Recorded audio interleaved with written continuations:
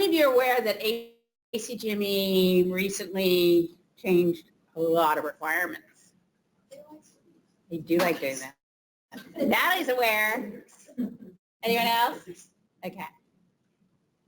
So this becomes particularly interesting. Oh no, it becomes interesting for everybody.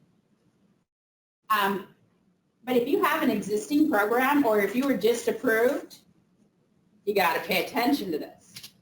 Because what happened, and I can already feel, I know what Serena's thinking. She's like, well, why weren't we told? We wrote our application this way and it's that way now. And the key is, these went in effect July 1, 2019. So if your application went in before July 1, 2019 and you haven't had a site visit yet, wait, I think that's it. Then you are fine. You guys, your program doesn't, you guys are fine because you're winning before July 1, 2019. If you're an existing program, you're operating, your next site visit will be based on the new standards. Okay? So for the two brand new programs, when you have your first family medicine site visit, when you actually have residents, which will be about 2 years, these standards or whatever other one.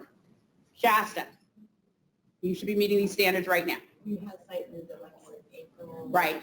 So they didn't look at these standards then, but next time, I mean, as you are now, you are expected to meet these standards. And some of them are pretty significant.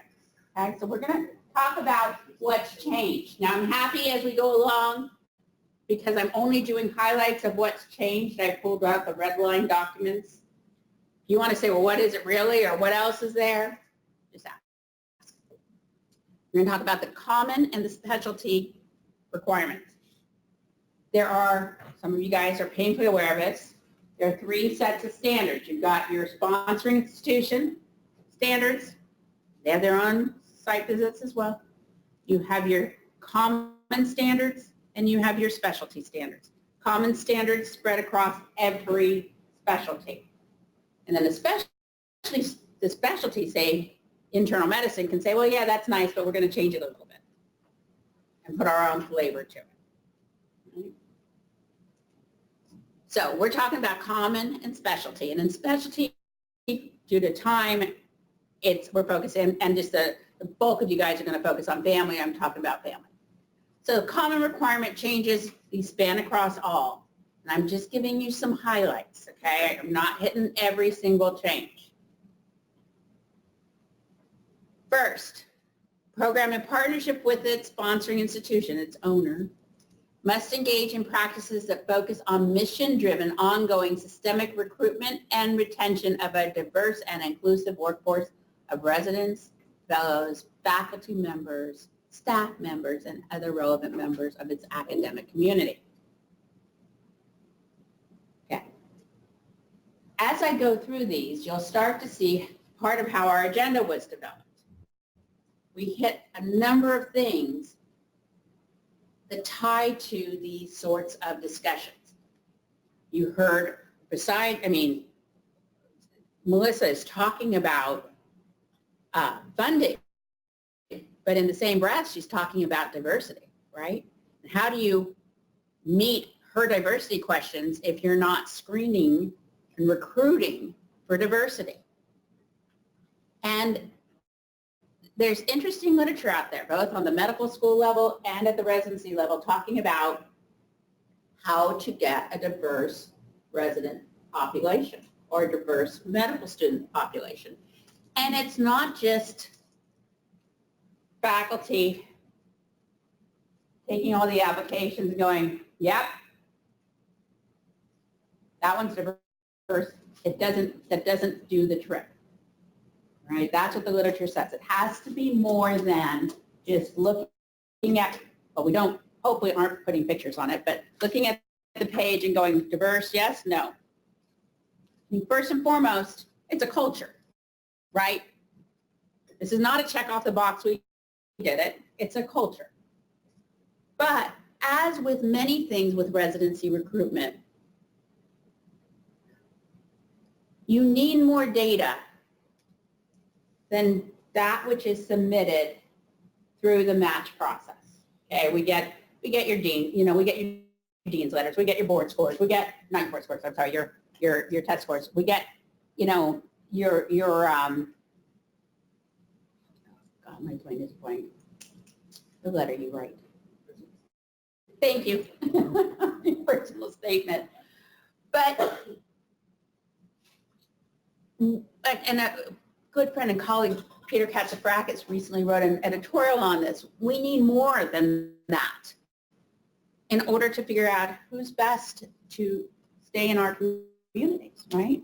And so maybe it is developing a secondary question or two questions that every applicant has to answer in an essay about themselves and their intent and their desire to practice in your community and why in your community. You know, it's asking additional questions.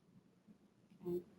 But ACGME and Song Brown wants to see that you've got a diverse and inclusive workforce. That's one big change. Another one, your PEC. I'm not going to quiz the existing programs. I'll just say PEC is your program evaluation committee. And every program must have a program evaluation committee. And what do? They evaluate your program every year. So we've added, ACGME has added a few more metrics.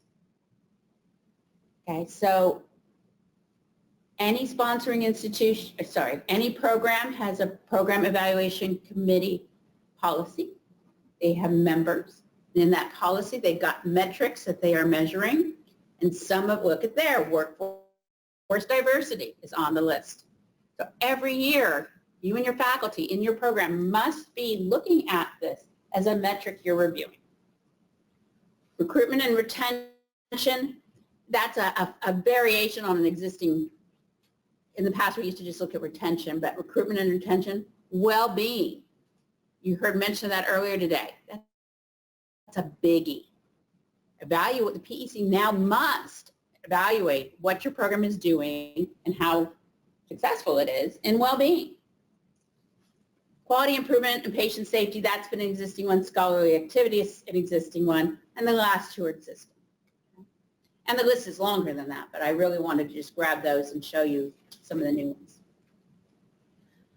Wellness, burnout, depression, and substance abuse.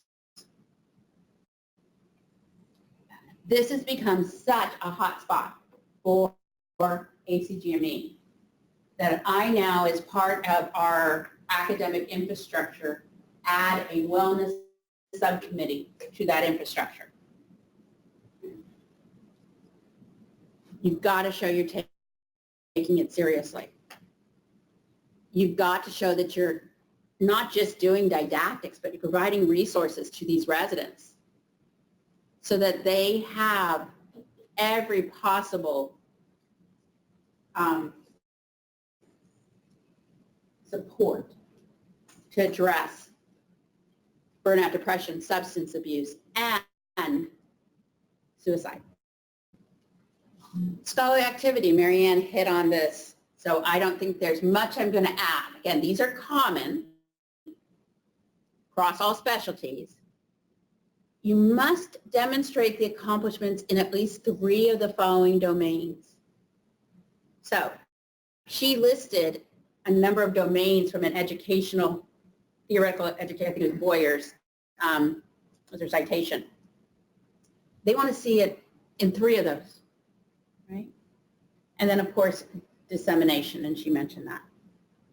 Scholarly activity is one that has bounced around over the years, both in family, primarily in family, a little bit in internal. I usually tell folks, plan on getting that citation when you first apply. If you're lucky, you won't. But lucky means you've already got scholarly activity going on in your organization. So to pick on Ultimate for a minute, I don't anticipate them getting that citation because they've got such a robust institute and research activity going on. Okay. But most folks get the scholarly activity citation in their initial application. You've got to get that turned around within 2 years. Pain management, okay? This is a new one The program must provide instruction and experience in pain management, if applicable, for the specialty, including recognition of the signs of addiction, right? Now, both internal medicine, family medicine, you just say psych, peds, surgery, any of our OB, any of those bread and butter specialties, that's going to apply. I mean, pathology, I guess it wouldn't, but, you know, beyond that, I mean, most of them are going to apply, right? And again, you can check the box and say, okay, we did a didactic session on pain management and we did a didactic session on opioid addiction. We're done. Or you can make something robust out of it. I'll touch on this tomorrow when I'm talking about social determinants of health, but I have a client where we're developing a opioid curriculum where it's more than, again, let's have a bunch of didactic sessions, right? Because that's not, you know, we're talking adult learners here. That's not necessarily the best way to learn. Checks the box. Okay? All right, this we're going to talk about tomorrow as well. Again, see where the agenda, how the agenda is coming about. Population health and social determinants of health. You've got to be teaching these residents about social determinants of health, larger systems of care. You've got to be, they've got to be able to see, and I didn't pull all the citations on this, but there were a bunch. They want these residents to understand the community and the community needs around their training program. USF QHCs are so well suited for this. But you still have, there still needs to be learning activities involved with it, right? It's not enough just to say, okay, well, my residents show up to clinic every day, right? No. What are the learning activities? And I'm sure that question is coming soon in the applications. What are the learning activities that will result in residents having competency in social determinants of health? There'll be some sort of question. Now, not to kind of tell you how to answer your Song Brown application, but I'm sure Melissa's written a few, or read a few that I've written. Now, kind of give away the ones I've written. I always answer with a social determinant of health response on one of their questions because, and from a curriculum standpoint, because I'm a firm believer in you kill two birds at least with any one stone. And if I'm going to be doing community medicine, and if I need 2 research projects, one of which is quality, and if I'm applying to Song Brown, who cares about things like cultural relevancy and social determinants of health and pop health, what am I going to do that then also fulfills this? Well, I'm going to require all my residents to do their second research project in population health or social determinants of health.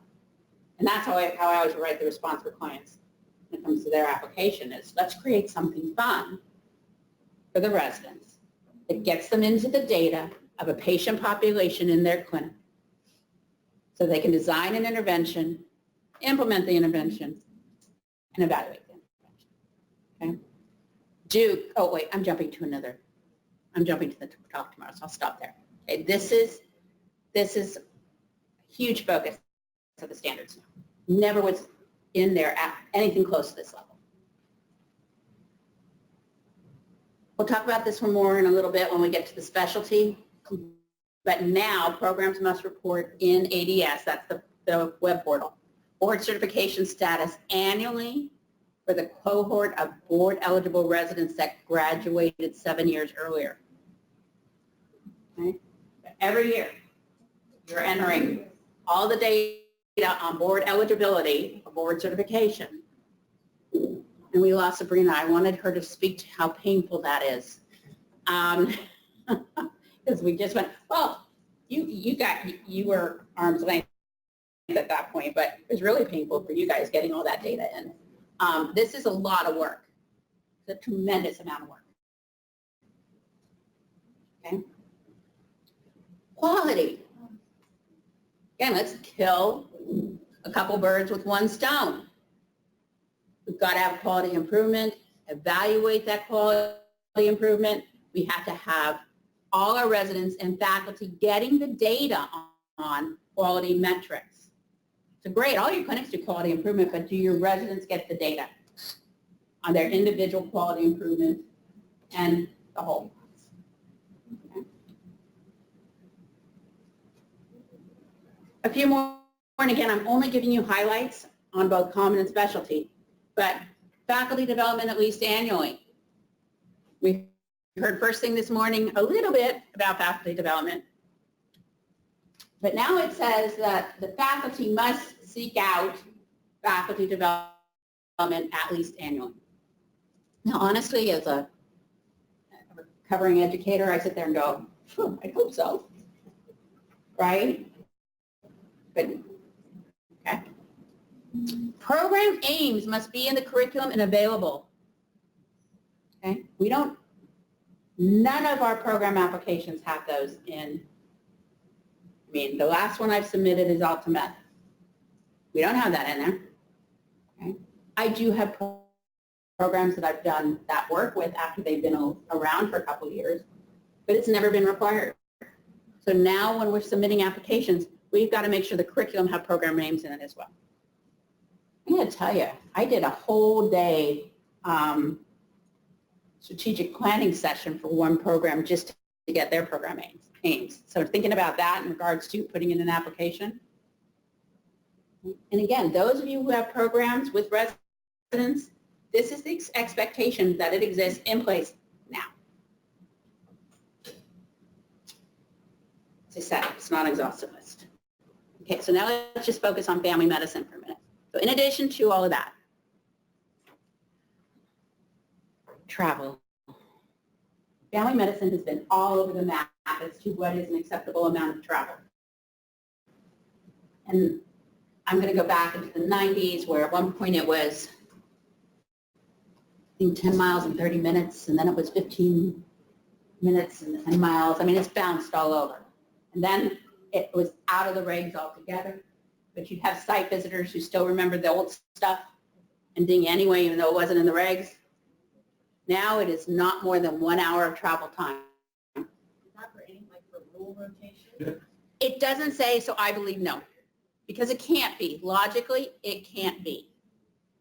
So Okay. just for their other outpatient clinics or their regular rotation? So if you were having, so up in Shasta, if you guys were having them go to Sacramento for children, for pediatrics, that's a problem. Really? Unless they were doing that whole first year in Sacramento. But wait, there's hope for you yet. There's hope for you yet, I think. And again, we've got to work through some of this stuff. Maybe in their pediatric ER experience at UCSF, 2-week rotation. That's going to be an issue with this. And you guys have had this amazing ability to fly under the radar. So I'm not, I mean, honestly, amazing. What I would say on this one at this point in time is for Dr. Lepica to do a very carefully crafted email to the executive director, Eileen Anthony. Okay. I'm not going to, you ready for me to, okay. Okay. I have a question on that. What if you like stationed them close to that experience for 2 weeks? I think that should be okay because then they're not going back and forth. Yeah. But again, we, on some of this stuff, because it's new, we don't quite yet know how they're going to interpret it. And, you know, tomorrow Ivan Gomez is going to be here. Some of this stuff, we'll get to it in a bit. When it was put out for comment, program directors went nuts about because it was like, what are you doing? Okay, and so some of the stuff they clearly heard the concerns and didn't make it as severe as what it was. But that one, I think my guess is the thinking is urban, you know, urban, and not, well, what if I have to drive in, you know, 2 hours to get to the children's hospital? They don't want you being on call and going back and forth, right? So I think if you're placed there, living there, you may need to provide some additional support for that, for them to live there for the 2 weeks, as an example. We've been doing Okay, then that may well be okay if they are living there for the 2 weeks. It's the back and forth that is, I think, really the concern. Okay? This one's my favorite. It's like, what era are we living in that we still have to have this conversation? Right? But it's now in the regs. Everybody needs to have a lactation room, even the clinic, right, Serena? I'm picking on her because we're prepping for the site visit, right? And we're walking the space, and who was it who asked you where the lactation room was? Or no, it was, who was The that? chair wasn't comfortable enough. Oh, yeah, the chair wasn't comfortable It enough. wasn't cozy enough. Your lactation room wasn't cozy enough. But we had it. Says nothing about coziness in the reg, by the way. Which I have to agree. It's terrible. You know, any man who doesn't take a woman's opinion on this, Yeah. okay? So this is one of the ones that was really controversial, and they have fixed it. They had said in the proposed changes that the program director now only needed to be a 0.2 FTE. Used to be must be 0.7. And program directors everywhere flipped out. And understandably so, both from their own self-interest, but also what it takes to make a program work. So now what they're saying is that programs with up to 12 residents must have a half a FTE protected admin time. Recognize that doesn't say precepting. Admin. 13 to 24, 0.6, and working its way up. What does protected mean in this? It means that you, on the average over the year, are to have, let's just say the 0.5 FTE on the schedule booked out for you as admin time. And you are to be paid for that. But does that include or not include precepting? It doesn't, currently as it's written, it does not include precepting. When I did you guys' budgets, I did it as 0.7, not including precepting. So there should be no shock to Kenmore about that, but, you know. What about call? Call is considered clinical. It's not protected admin time.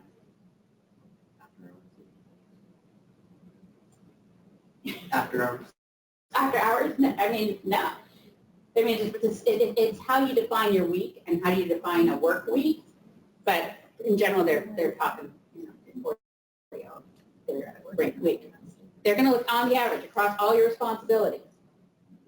50% time for a program of that size. And honestly, I don't have a problem with this. I budget like this, much to the frustration of, you know, the people paying the bills because they want the program director to be seeing patients. I don't. Okay, I want the program director to have the time to develop and run the program. Right? Other things about the program director. This has changed a little bit. 3 years of documented educational and or administrative experience or qualifications acceptable to the review committee. So what is educational admin experience? Well, they kind of sort of define it there. You may be have been historically on the clinical competency committee or the PEC or some other leadership role, but it's pretty darn smushy. So this one's not fun for me because it's not definitive. Again, this one shifted a lot. I can remember about, I think that's the last time I did that. Maybe 5 years ago, 4 years ago, it would be, okay, I need a program director, you. Okay? Didn't take a lot for me to be able to qualify someone as a program director. And then they switched it to 2 years as a core faculty member, meaning 2 years as a 0.6 FTE in a residency program. That made it very hard to find. With this, I can find it relatively easy, but it's still a little smushy. Now this next one, whole new world in family medicine. We have associate program directors. That's nothing new, but now it's required. Okay, so you are sitting with a 12 12 resident residency program, and you are required to have an APD. That is frustrating to a lot of the program directors out there, especially when the first iteration was 20% PD and I think it was 60% APD. And they're like, what? Okay. So none of your budgets, well, except for Ultimate, but you did it for other reasons. None of your budgets when I designed them included an APD because it wasn't required. And when you're starting out, you really don't need it. Now it's required. Okay? At least 40% FTE. All right. This is kind of exciting.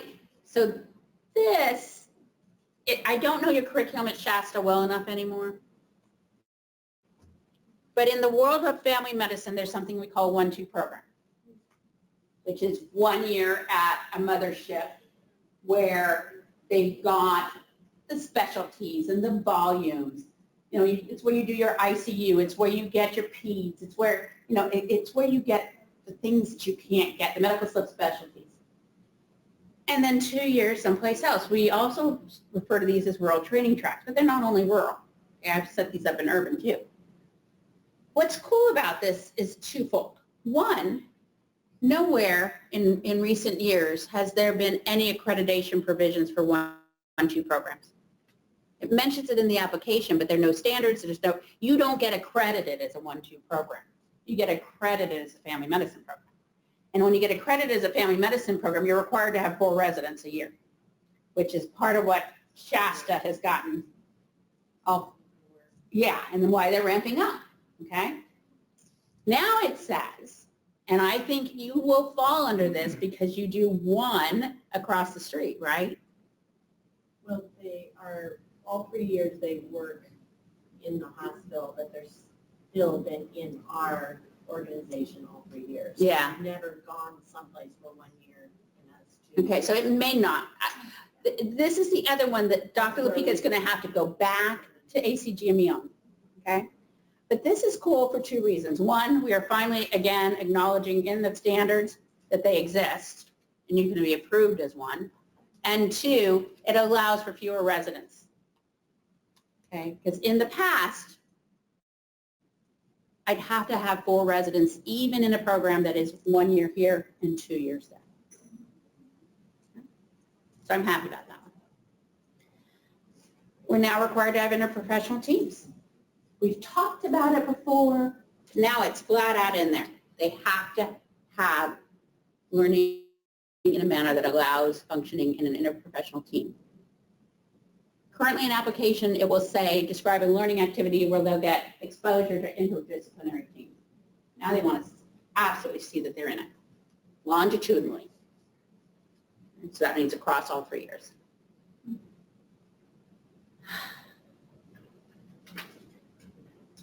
What was it about this one that was really? This is more of your pain management, end of life, planning, advanced directives, all of that. They have to be able to demonstrate competence in this. So this is new. We do a lot of that in your geriatrics curriculum.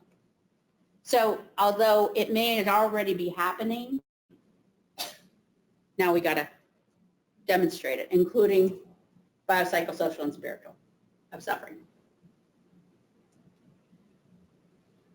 Now you notice I went, yay!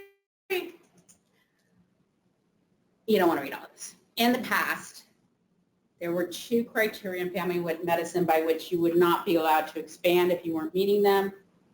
And they were the really, really, really bad citations. The criteria was first your outpatient volumes, and the second was board sit rates and board pass rates. And that got a lot of flack. It was 5 years, your last 5 years, the percentage of board sit rates and board pass rates. So now, you see how I took out at least 95% of the program eligible graduates, and some of it's cut off, must have must have taken the exam and 90% must have passed. Now what it's saying is it's going to be a rolling 7-year certification rate. That is so much easier to me, because what would happen is programs would have one bad year and they'd be stuck for 5. So that's a fix. What does all this mean to you? Again, existing programs who have residents. Focus in, gap analysis. Where are we meeting these regs? Where are we not? What's its impact on our budget, our staffing, our curriculum, our policies and charters as it pertains to program evaluation committee? Oh my gosh, if we don't have key aims, we need to do that, and we should probably do that by doing some strategic planning. For the programs that are considering starting, all of this now needs to be incorporated into your application process, because any application that goes in after July 1, which we are now past, must address this. Those that are continuity clinics, don't be surprised if the program that you're working with suddenly shows up with an associate program director, or suddenly is talking to you about diversity in a way that they haven't in the past.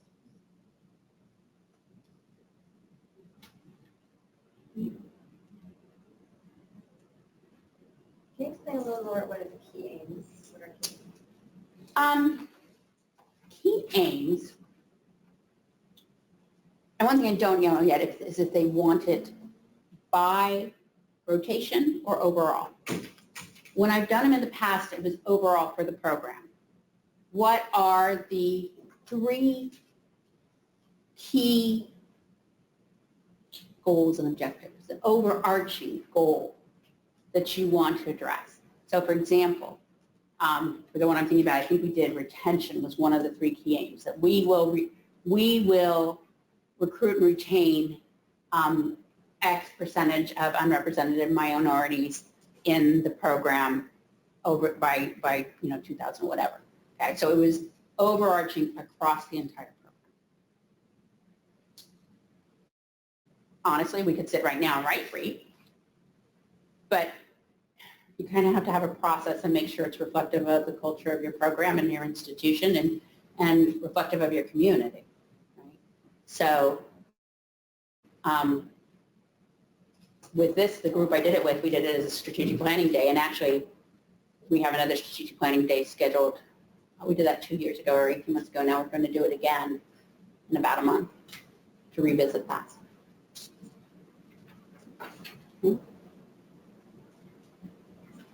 Mike? Can you talk about what the makeup of the program evaluation needs to be? Program evaluation committee must have the program director, and that differs by specialty. Some specialties, the program director is not allowed on it. In family medicine, they are allowed on it. A faculty member, a resident selected by his or her peers, and then you can choose to have an other if you want. I often like to pull in people from other residency programs, particularly when I'm dealing with a new sponsoring institution with a new program. I like to see if there's a program director around there anywhere to say, hey, let's add them in, because then they've got the benefit of a knowledge base. Because my view is you don't keep your consultants with you forever. Our job is to lead. So I want to get you set up so that you've got a depth of knowledge to help. Could the associate program director replace the program director? Program director is required, I believe, it is required at this point. Yeah. Other questions? Come on. I know you don't all want to go back to your hotels yet. So as a training site or a continuity clinic for this program, we're in partnership with the sponsoring institution. We have an obligation to meet all of their requirements as well. But I think some of our challenges is where how is that communicated to us? Does it require a new agreement or a change in the existing agreement or anything like that? Well, I can only respond to that theoretically, right? Because I haven't looked at your agreement. Yeah. But potentially, another FTE could be added of a provider in order to have an associate program director. Then again, they may go and go, you're it, and they're already employed at your clinic. But there's still going to be now a new line item with new funds transferred. So there may well be an amendment to your agreement.